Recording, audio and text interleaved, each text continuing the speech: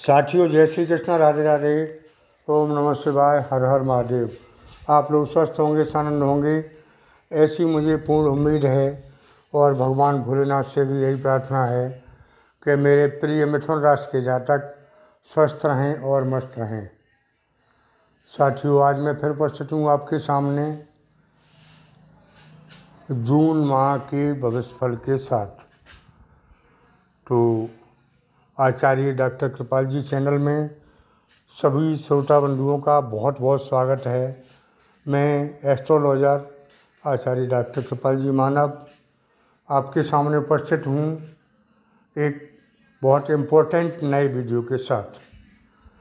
तो साथियों, जैसा कि थंबनेल में देख रहे हैं आप, जून माह का भविष्यफल मैं बताने का प्रयास कर रहा हूँ। जून महीने में थोड़े ही दिन बाकी हैं और जो अब मई के महीने में लास्ट में जो परिवर्तन हुए हैं वो ज़बरदस्त हैं और उनका असर आपको जून के महीने में दिखाई देगा।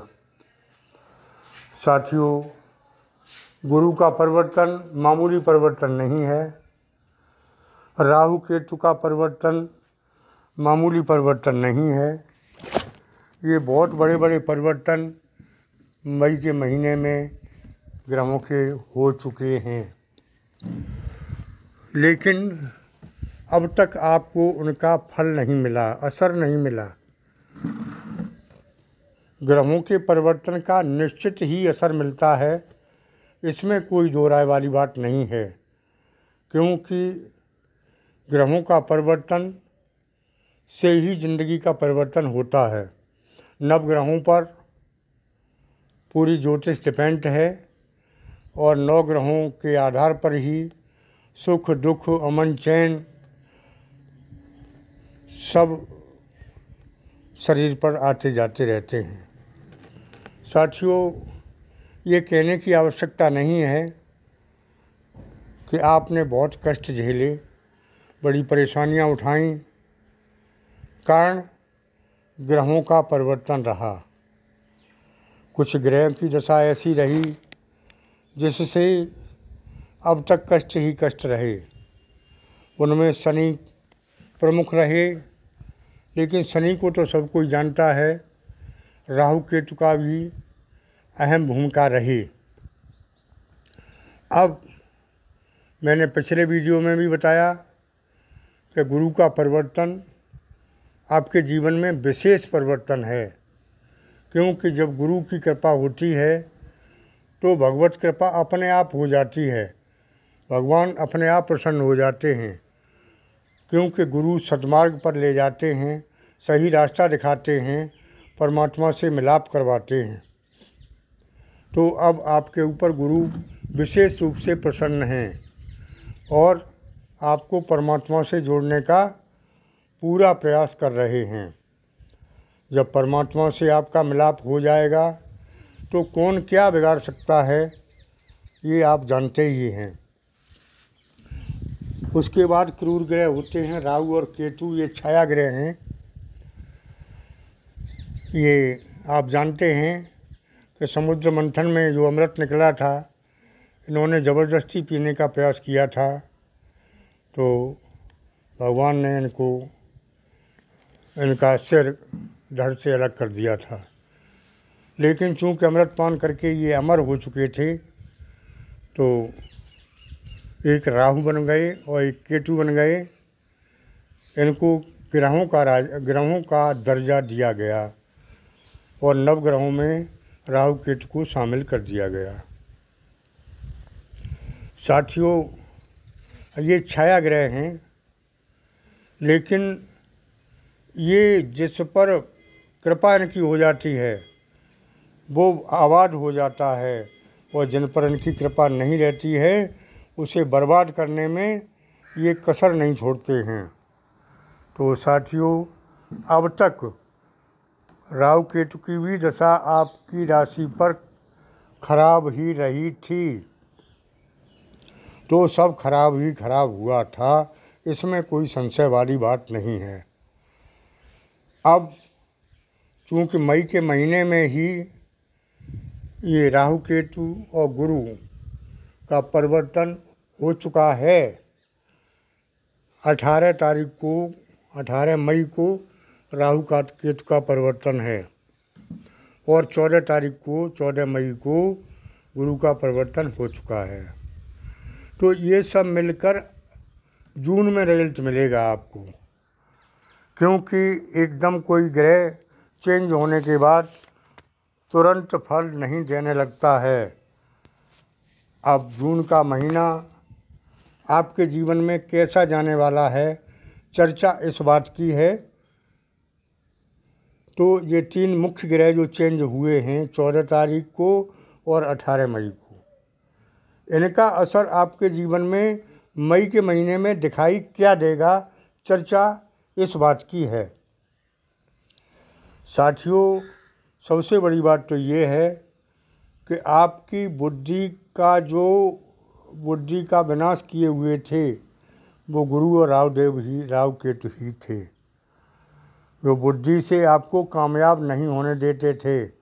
अब आपकी बुद्धि का विकास करेंगे गुरुदेव और अच्छे कामों में बुद्धि को लगाएंगे, जिससे आपको विशेष लाभ होगा। राहु केतु राक्षस ग्रह हैं, ये भी आपको भर भर के देने वाले हैं। इतना कुछ मिलेगा कि जून का महीना आपका विशेष महीना हो सकता है। ऐसे ग्रह नक्षत्रों के आपके योग बन चुके हैं, मई के महीने से शुरुआत हो चुकी है। तो साथियों, लाइफ कैरियर में सुधार होगा, आपकी इज्जत बरकत बढ़ेगी, समाज में प्रतिष्ठा बढ़ेगी, वैल्यू बढ़ेगी, घर परिवार में मान सम्मान और धन की स्थिति तो ठोस होने वाली दिखाई दे रही है। अब तक जो खोया था वो ब्याज सहित वापस मिलता दिखाई दे रहा है। और खोया क्या था, सब कुछ खो ही गया था, कुछ शेष तो रहा ही नहीं। पैसे के लिए आप तबाह हो गए, कर्ज की स्थिति बन गई और कुछ रहा ही नहीं, जिससे आपका मानसिक संतुलन भी खराब हुआ। अब जब धन आएगा तो कर्ज का रास्ता भी आसान होगा कर्ज चुकाने का, और जब कर्ज खत्म हो जाएगा तो मानसिक स्वास्थ्य भी अच्छा रहेगा। साथियों, मैं बताता चलूँ यहाँ पर कि आदमी को जीवन सुखमय के लिए, जीवन की सुख शांति के लिए स्वास्थ्य का अच्छा होना आवश्यक है। इसके साथ साथ मानसिक स्वास्थ्य का भी अच्छा होना परम आवश्यक है।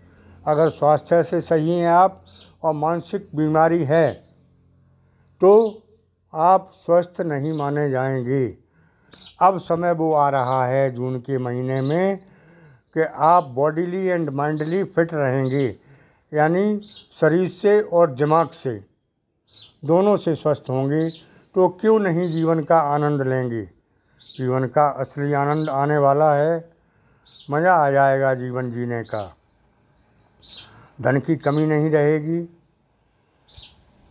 परिवार में सुख शांति होगी, मानसिक स्वस्थता होगी और मित्रों से मेल मिलाप बढ़ेगा, दाम्पत्य जीवन सुखमय होगा। लव लाइफ में भी कमी नहीं रहती दिखाई दे रही है।